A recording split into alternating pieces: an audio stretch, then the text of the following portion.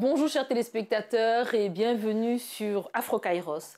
Aujourd'hui, dans le cadre de notre émission, nous souhaitons déjà vous remercier tous et toutes pour votre contribution et pour les réactions déjà nombreuses que nous avons reçues depuis le début de notre programme.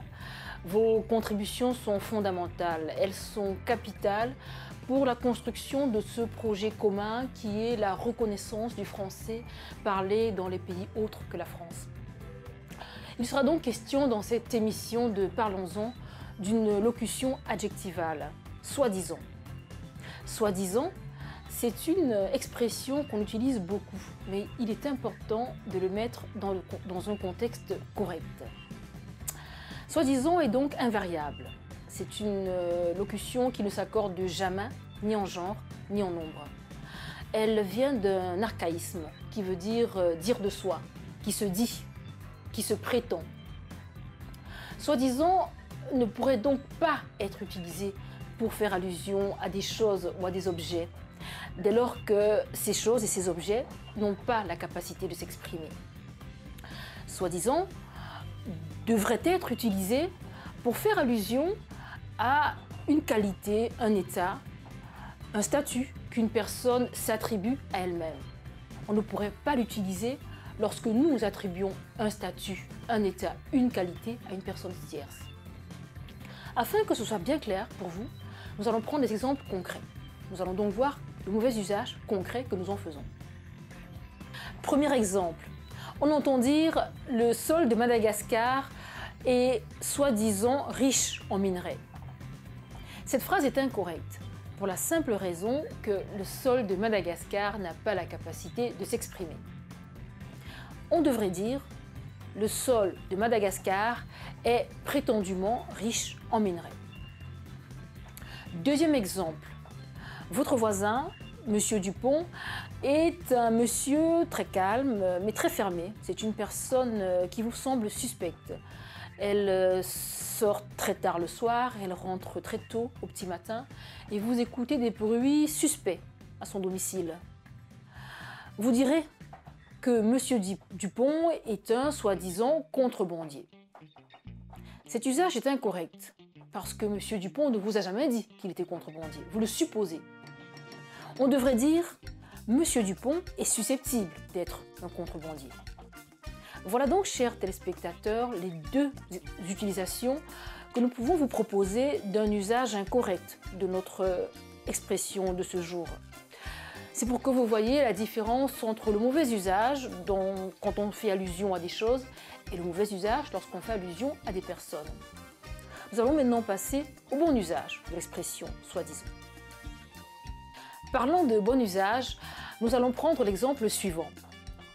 Kylian Mbappé se présente à votre domicile pour vous vendre une alarme suite à des coups de vol récurrents dans votre quartier. Vous proposez donc de contracter son service d'alarme et après son départ, votre fils, un passionné de football, vous dit « Maman, ce soi-disant commercial n'est autre que le champion du monde 2018 de football. » Et pour vous en convaincre, il vous remet la photo de Kylian Mbappé qui figure sur son mur de Facebook. Cet exemple de soi-disant est un usage parfaitement correct de l'expression, pour la bonne raison que c'est Kylian Mbappé lui-même qui s'est présenté à votre domicile et qui a affirmé être un commercial. Voilà donc, chers téléspectateurs, les deux usages de soi-disant que nous vous proposons aujourd'hui. Vous avez donc vu que soi-disant ne pourrait être utilisé lorsque l'on fait allusion à des choses, soi-disant ne serait pas correctement utilisé lorsque c'est nous qui attribuons une qualité, un état ou un statut à un tiers, mais soi-disant doit être utilisé lorsqu'une personne parle d'elle-même. C'est donc tout par rapport à cette expression et nous allons passer tout de suite au deuxième volet de cette émission qui verse sur les particularismes linguistiques.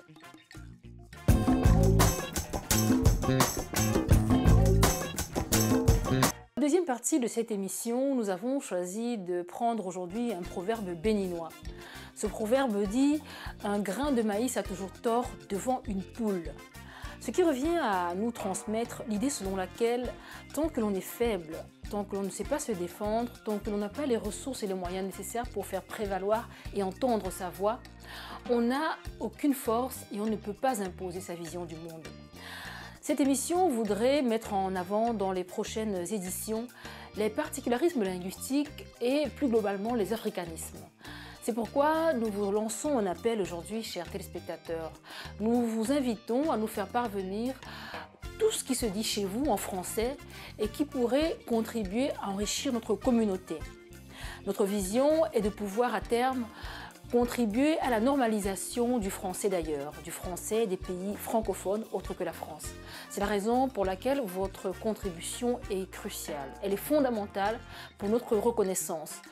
Comme le dit la sagesse africaine, tant que les lions n'auront pas leurs propres historiens, les histoires de chasse glorifieront le chasseur. C'est donc tout pour aujourd'hui, chers téléspectateurs. Merci à tous pour votre attention, particulièrement à ceux qui nous suivent depuis Lomé. Rendez-vous lundi prochain, même heure, même chaîne.